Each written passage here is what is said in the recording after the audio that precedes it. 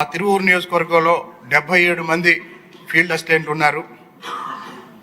అక్కడ కోట్లాది రూపాయలు అవినీతి జరిగినట్టు 42 మంది ఫీల్డ్ అసిస్టెంట్ల అవినీతి వివరాలు స్థానికంగా ఉన్న ప్రజలు మా కార్యాలయానికి అందజేయడం జరిగింది. దయచేసి మొత్తం 77 మంది ఫీల్డ్ అసిస్టెంట్ల పనితీరు మీద శాఖాపరమైన విచారణ జరిపించాల్సిందిగా మీ ద్వారా గౌరవ ఉప ముఖ్యమంత్రి పవన్ కళ్యాణ్ గారికి విజ్ఞప్తి చేస్తున్నాను. అధ్యక్ష, ధన్యవాదాలు. ఒక బీజేపీ ఆయన మాట్లాడారు, ఉన్నదిద్దరు అందరూ మాట్లాడతారా? పెద్దలు పవన్ కళ్యాణ్ గారికి సమాధానం చెప్పే ముందు చిన్న మనవి నా సైడ్ నుంచి ఏంటంటే, ఈ జిల్లాల విభజన సమయంలో పశ్చిమ గోదావరి జిల్లా ఒక ఎగ్జాంపుల్గా తీసుకుంటే మా వెట్లాండ్ అంతా పశ్చిమ గోదావరి, కొంత డ్రైల్యాండ్ ఏలూరు జిల్లాగా మారింది. అక్కడ ఏలూరు జిల్లాకి ఎన్ఆర్జీఎస్ పనుల నిమిత్తం నియోజకవర్గానికి 16-17 కోట్లు, మా పశ్చిమ గోదావరి జిల్లాకి కేవలం 4.5 కోట్లు మాత్రమే రావటం జరిగింది. అలాగే కొన్ని చోట్ల ఆ విడిపోయిన జిల్లాల్లో కొందరికి అతి న్యాయం, కొందరికి అన్యాయం జరిగింది. సో అంటే గతంలో అయితే ఇబ్బంది లేదు. ఇంకా జిల్లా పరిషత్ ఒక్క నిమిషం ఆగండి, అది అన్యాయం అని కాదు నేను చెప్పేది, అంటే చెప్పలేమండి, మీరు ఇంటర్ఫేర్ అవటం కాదు, మంత్రి గారికి చెప్తున్నా. సో ఇక్కడ జిల్లా పరిషత్ ఒకటే ఉంది, ఇంకా జిల్లా పరిషత్ ఒకటే ఉంది కాబట్టి అది ప్రెసిడెంట్ అసెంట్ ఇంకా రాలేదు కనుక ఆ అసెంట్ వచ్చే వరకు ఏదైనా కనీస న్యాయం, ఎందుకంటే అక్కడ ప్రజలే ఇక్కడ ప్రజలే, కనీస న్యాయం మరి అతివృష్టి అనావృష్టి కాకుండా, అంటే జిల్లా ఒకటిగానే ఉంది కాబట్టి ఇప్పుడు డ్రై జిల్లా వాళ్ళు ఇప్పుడు ఇదిగో ఇలా మాట్లాడే వాళ్ళు మాట్లాడుతున్నారు.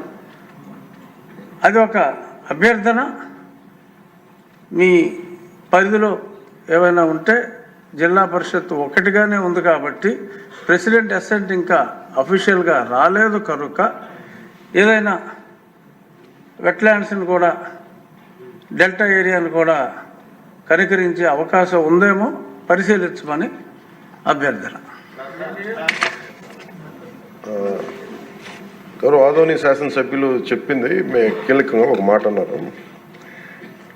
జాతీయ ఉపాధి హామీ పథకం అది రాజకీయ ఉపాధి హామీ పథకం అయిపోయింది. అది గత ప్రభుత్వం టైంలో రైట్ ఏమో, కానీ మన ఎన్డీఏ ప్రభుత్వం టైంలో దాన్ని నేను తీసుకోవట్లేదు. ఖచ్చితంగా గత ప్రభుత్వం చేసిన వారసత్వంగా వచ్చినవి ఈ కరప్షన్ మనం హ్యాండిల్ చేస్తాం ఈ రోజున.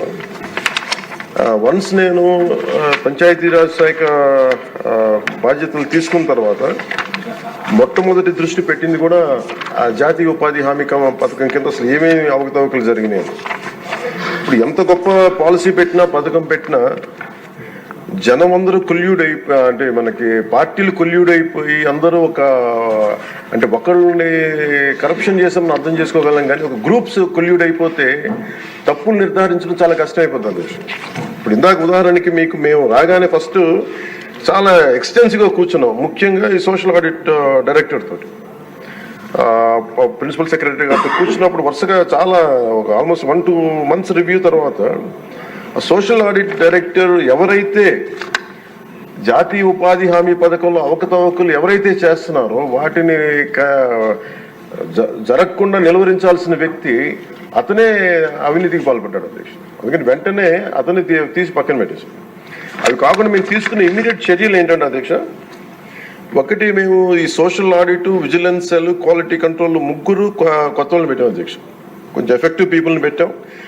ఇప్పుడు ఉదాహరణకి సోషల్ ఆడిట్ని ఒక 2 months బ్యాక్ పెట్టాం, చాలా మందిని సార్ట్అవుట్ చేసి వన్ హూ ఇస్ కేపబుల్ అలాంటి వ్యక్తిని పెట్టాం అధ్యక్ష. అలాగే విజిలెన్స్ సెల్కి చీఫ్ విజిలెన్స్ ఆఫీసర్ని పెట్టాం, 5 months అయింది. అలాగే headed by chief quality control engineer పెట్టాం అధ్యక్ష, సీనియర్ మన రిటైర్డ్ ఇంజనీర్ ఒకరిని పెట్టాం. మేము చేశాక మేమేం చాలాసార్లు ఉదాహరణకి 2024-25లో అబ్జెక్షనబుల్ ఎక్స్పెండిచర్, అంటే ఇది అవినీతికి దారి చూపిస్తున్నాయని చెప్పి దాదాపు 250 కోట్ల అవినీతి జరిగింది అని చెప్పేసి సోషల్ పీపుల్స్ ఆడిట్ ఫోరం నుంచి మనం దాదాపు ఇప్పటికి 546 మండలాల్లో మనం సోషల్ ఆడిట్ చేసాం ఇప్పుడు దాకా ఆడిట్ ఫోరం. ఇంకొక మిగతా మండలాలు 660లో 546 చేసాం అధ్యక్ష. మార్చి 31కి అయిపోతుంది. దాంట్లో 24-25కి 250 కోట్ల అవినీతిని ఉంది అనేది చేశారు ఇదంతా. కానీ ఇది ప్రాజెక్ట్ డైరెక్టర్ పీడీ చూసిన తర్వాత 71 కోట్ల మటుకే out of 250 crores only 71 crores recover చేయాలి అనేది ఆయన ఆర్డర్ చేశారు. దేనికంటే గౌరవ సభ్యులందరూ చెప్తున్న దాంట్లో మనకు అవినీతి జరిగిందని తెలుసు. అక్కడ అందరూ మస్తర్లో ఫాల్స్గా చేశారు, పనులు చేయకుండా రిజిస్టర్ చేసుకున్నారు, లేదంటే జేసీబీలు పెట్టి చేశారు, ఇవన్నీ ఉంటాయి. కానీ ఎక్కడా కూడా ప్రూఫ్కి దొరకవండి. సో దానివల్ల just lack of evidence only out of 250 crores only we could recover, అంటే రికవరీకి ఆదేశం చేసింది 71 కోట్లు. As on now 75.84 lakhs have been recovered అధ్యక్ష. అంటే 250 కోట్ల అవినీతి జరిగిందని గుర్తింపబడింది, కానీ సరైన సాక్ష్యాధారాలు లేకపోవటం వల్ల ఓన్లీ 71 కోట్లకే రికవరీ చేయాలన్నది ప్రాజెక్ట్ డైరెక్టర్ వాళ్ళ బాధ్యత అది.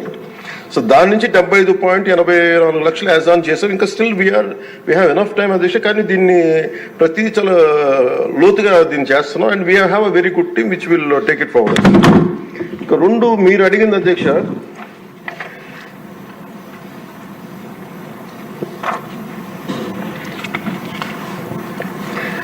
ఇందాక మన పార్థసారథి గారు అడిగింది మినిమం వేజ్ పెంచాలి ఇదనంటే wage rate revision central government కింద ఇప్పుడు 25-26కి ఎంత పెంచాలి అనేది as on for minimum wage 300 రూపాయలు అధ్యక్ష. 24-25 మనం అందరూ గుర్తుపెట్టుకోవాల్సింది, గౌరవ సభ్యులు కూడా, ఇది సెంట్రల్ గవర్నమెంట్ ఇచ్చేది కానీ ఇది మనం రాష్ట్ర ప్రభుత్వం నుంచి వచ్చేది కాదు. అందువల్ల వేజ్ కాంపౌండ్ మనం డిసైడ్ చేయం అధ్యక్ష అది.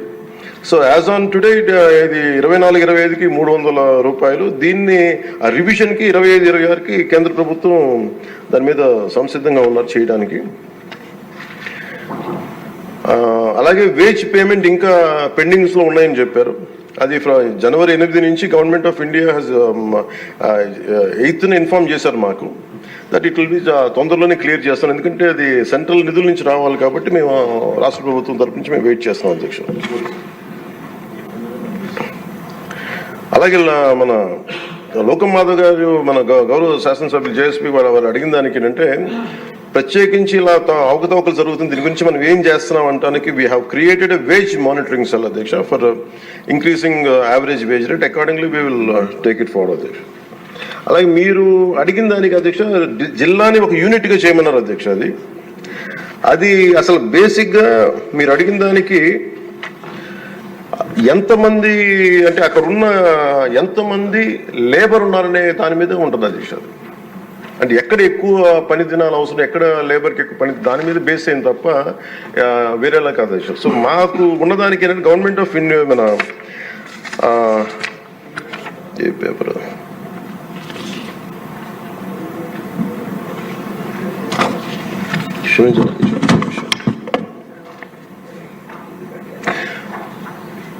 మన్రేగాలో material component is decided as per the labour turnout in the district.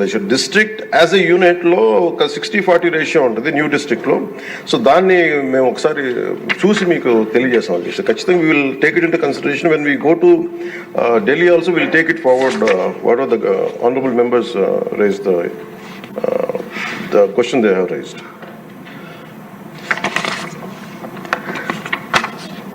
So government of India అధ్యక్ష ఇట్ పర్మిట్స్ ఓన్లీ, ఇప్పుడు మన అమలాపురం శాసనసభ్యులు గౌరవ సభ్యులు అడిగింది జంగిల్ క్లియరెన్స్ కూడా అడిగారు.